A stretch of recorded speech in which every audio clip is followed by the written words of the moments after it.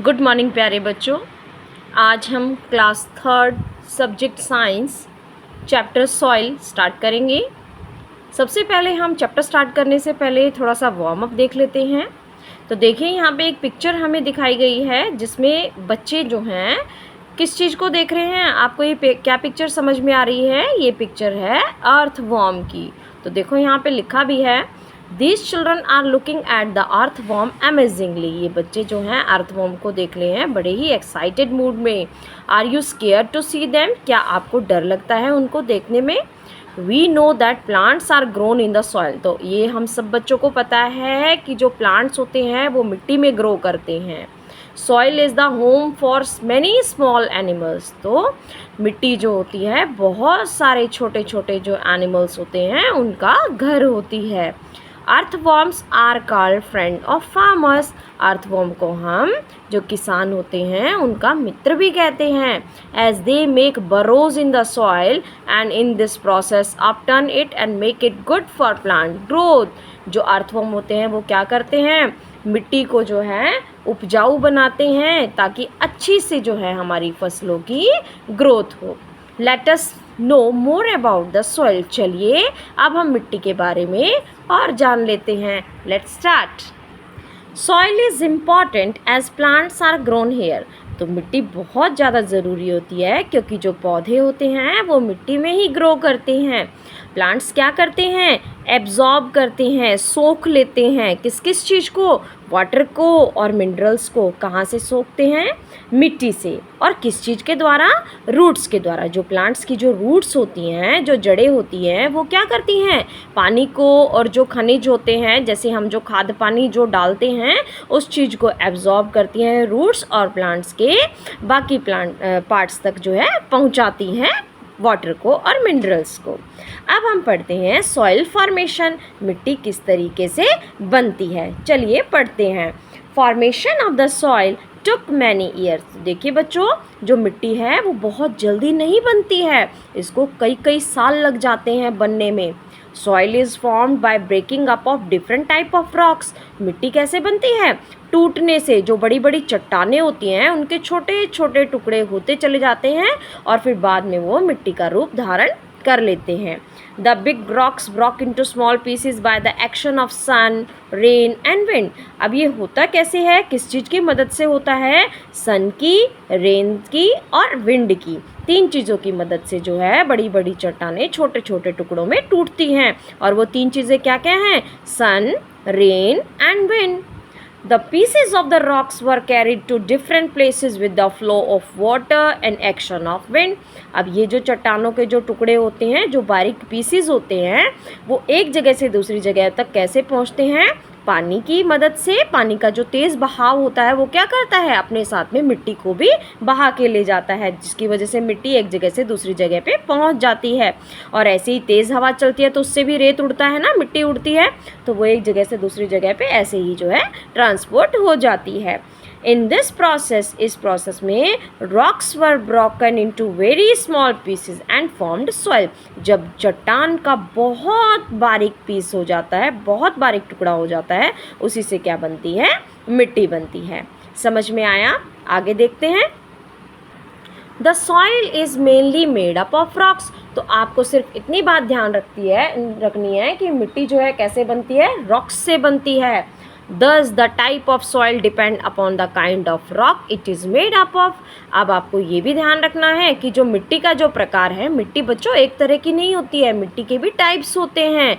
तो मिट्टी का जो टाइप है वो किस चीज़ के ऊपर डिपेंड करता है कि वो किस तरह की चट्टान से बनी है। अब रॉक्स के भी बहुत सारे टाइप होते हैं, आप हायर क्लासेस में पढ़ेंगे, जैसे कि sedimentary rocks, metamorphic rocks, igneous rock. तो इसी तरीके से अलग अलग तरह की रॉक से जो है अलग अलग तरह की मिट्टी बनती है और इसी से जो है मिट्टी का टाइप हम डिसाइड करते हैं कि मिट्टी किस तरह की है। काली मिट्टी है, रेड है, लेटराइट सॉइल है, क्लेई सॉइल है, तो वो सब जो है डिपेंड करता है रॉक के ऊपर। आगे देखते हैं, soil contains different types of grains and minerals. जो मिट्टी होती है उसके अंदर अलग अलग तरह के ग्रेन्स पाए जाते हैं और मिनरल्स पाए जाते हैं। The dark brown colour of the soil is due to the presence of humus. जो मिट्टी में जो डार्क ब्राउन कलर होता है वो किस चीज़ की वजह से होता है? क्योंकि उसके अंदर क्या मौजूद होता है? ह्यूमस। अब ये ह्यूमस क्या है? Humus is made of dead plants and animals. Humus जो है किस चीज़ से बनता है? जो मरे हुए पौधे होते हैं, मरे हुए जानवर होते हैं, उससे बनता है ह्यूमस, और उसी की वजह से जो मिट्टी का ब्राउन कलर होता है, dark brown. The soil fertility depends on the amount of humus present in it. अब जो मिट्टी का जो उपजाऊपन है वो किस चीज़ के ऊपर डिपेंड करता है कि कितना ह्यूमस मिट्टी के अंदर प्रेजेंट है। It also supplies food to the plant. और ये क्या काम करता है? प्लांट को जो है खाना भी सप्लाई करता है, पहुंचाता है। समझ में आया आप सबको? मिट्टी की फर्टिलिटी किस चीज़ के ऊपर डिपेंड करती है कि उस मिट्टी के अंदर कितना ह्यूमस है, ज़्यादा है या कम है। क्लियर? अब चलते हैं नेक्स्ट टॉपिक की तरफ। What does soil contain? तो आप भी सोचते होंगे कि ये मिट्टी है, इसके अंदर क्या क्या चीज़ें होती हैं। चलिए पढ़ लेते हैं, बहुत आसान है। The soil is a mixture of clay, sand, humus and gravel. तो आपको याद रखना है, मिट्टी जो होती है वो मिक्सचर होती है किस किस चीज़ का? क्ले का, सैंड रेत का, ह्यूमस का और ग्रेवल का। It holds enough water and air. इसके अंदर मिट्टी क्या करती है? बहुत सारे पानी को अपने अंदर होल्ड करके रख सकती है और हवा भी उसके अंदर होती है। It contains the nutrients necessary for plants. और मिट्टी के अंदर और क्या क्या चीज़ें आती हैं? न्यूट्रिएंट्स भी होते हैं जो किसके लिए ज़रूरी होते हैं? प्लांट्स के लिए। Many small animals also live in the soil. और बहुत सारे छोटे छोटे जानवर भी मिट्टी के अंदर रहते हैं। तो देखिए बच्चों, मिट्टी कितनी ज़्यादा ज़रूरी है ना, और कितने सारे काम होते हैं मिट्टी के अंदर। पानी को होल्ड करती है, हवा को होल्ड करती है, और न्यूट्रिएंट्स भी इसी के अंदर होते हैं जो कि पौधों के लिए ज़रूरी होते हैं, और साथ ही साथ इसमें बहुत सारे जानवर भी रहते हैं। Soil is different everywhere. तो यह भी मैंने आपको बताया कि मिट्टी जो है एक जैसी नहीं होती है, अलग अलग जगह पे मिट्टी भी अलग अलग टाइप की होती है। It depends on the place. ये निर्भर करता है कि वो कौन सी जगह है। जैसे आपने सुना भी है और देखा भी होगा, जैसे डेजर्ट एरिया है, राजस्थान साइड है, Gujarat, some parts of Gujarat है, तो वहाँ पर किस तरह की मिट्टी पाई जाती है? रेतीली मिट्टी पाई जाती है। और नॉर्दर्न एरियाज़ जो हैं उधर थोड़ा सा एलुवियल सॉइल पाई जाती है। समझ में आ गया? तो ऐसे ही कई कई जगहों पर ब्लैक सॉइल है, कहीं कहीं जगह पे लेटेराइट सॉइल है। तो अलग अलग जगह पर अलग अलग टाइप्स की सॉइल पाई जाती है। चलिए आगे बढ़ते हैं। अब हम पढ़ते हैं सॉइल प्रोफाइल के बारे में। तो देखिए, soil is made up of layers. जो मिट्टी जो होती है वो अलग अलग परतों से बनती है। लेयर का मतलब होता है परत। Also called horizon. लेयर्स को हम हॉरिजन भी कहते हैं। There are mainly 3 layers. यहाँ पर जो है मेन जो है वो 3 परतें हैं। कौन कौन सी? टॉप सॉइल, सब सॉइल, बेड्स रॉक। तो आपको नाम याद रखने हैं कौन कौन सी लेयर्स हैं? टॉप सॉइल, सब सॉइल, बेड रॉक। चलिए आगे चलते हैं।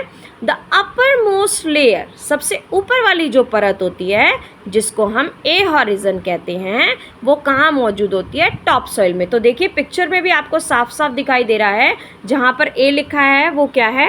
टॉप सॉइल है। इसको ए हॉरिजन भी हमने यहाँ पे नाम दिया है।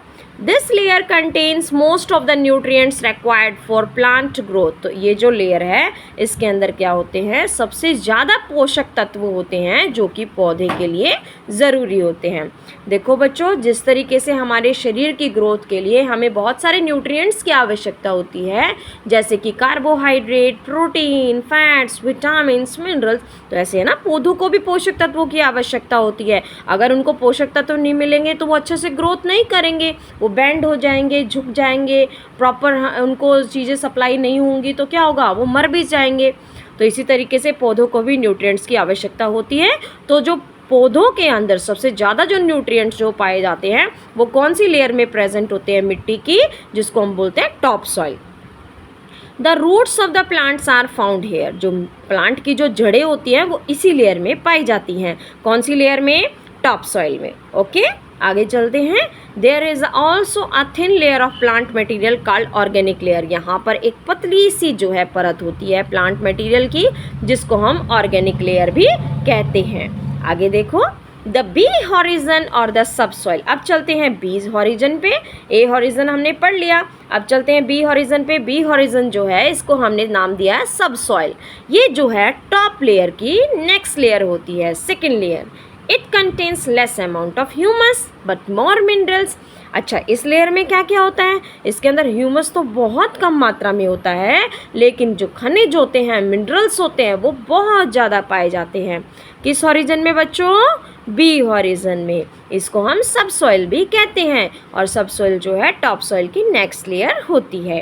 अब चलते हैं सी हॉरिजन पे। इसको थर्ड लेयर कहते हैं हम। इसके अंदर क्या होते हैं? छोटे छोटे रॉक्स के टुकड़े होते हैं विद क्रैक्स एंड गैप्स, और जिनमें क्या होता है? दरारें आई होती हैं और गैप भी बने होते हैं।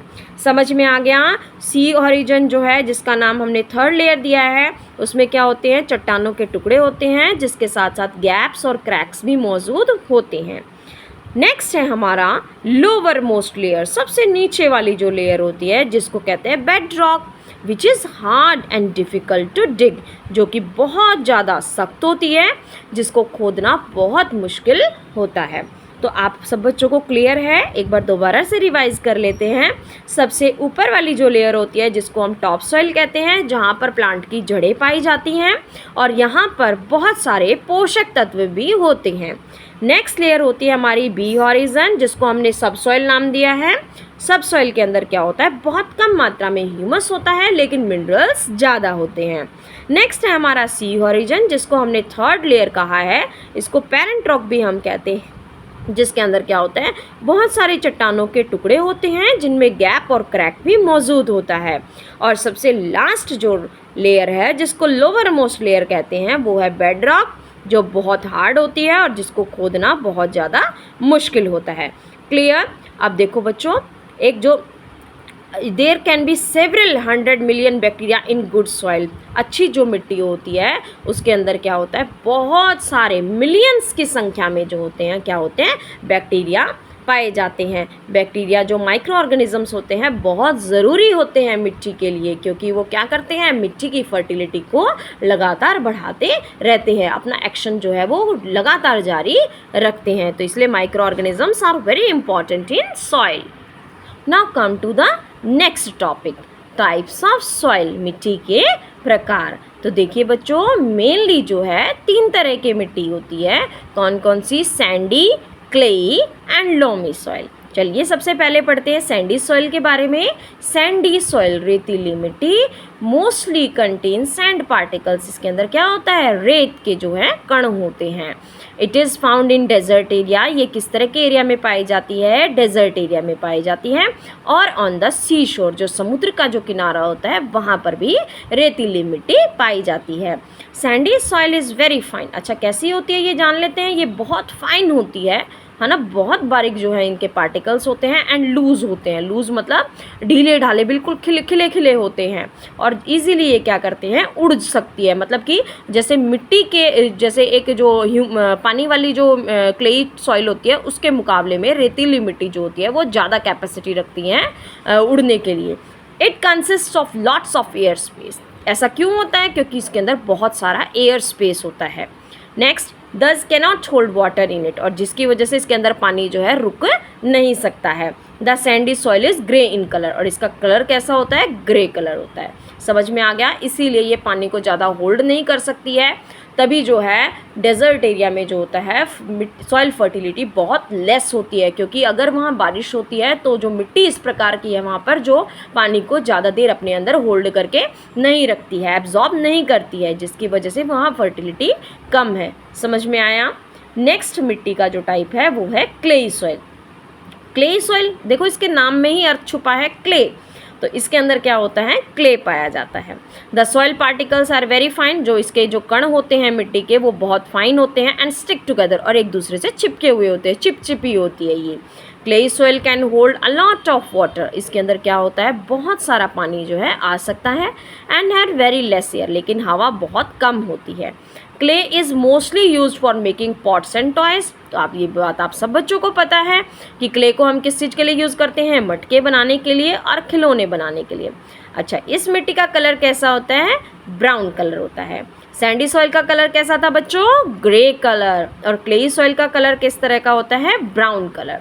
अब चलते हैं next type of soil, that is loamy soil. What is loamy soil? तो देखो, लोमी सॉइल जो होती है वो दोनों का मिक्सचर होती है। इसके अंदर सैंड भी होता है और क्ले भी होता है, इसीलिए इसके अंदर दोनों चीज़ें आ जाती हैं, वाटर भी और एयर भी। तो इस मिट्टी को हम समझते हैं कि ये सबसे अच्छी मिट्टी होती है प्लांट्स की ग्रोथ के लिए।